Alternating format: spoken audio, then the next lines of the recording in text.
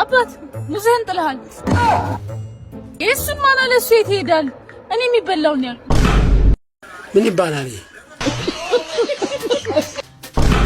አንተ ማን እንዴ? ይቅርታ የኔ እህት፣ ይቅርታ የኔ እህት፣ ይቅርታ የኔ ወንድም፣ ይቅርታ የኔ እህት፣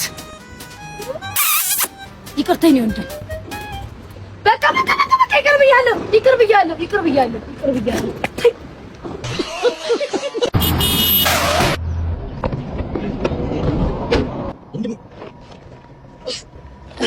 ደህና ነህ? ኧረ ና ሆስፒታል ልውሰድና ግባ። ችግር የለውም። እርግጠኛ ነህ?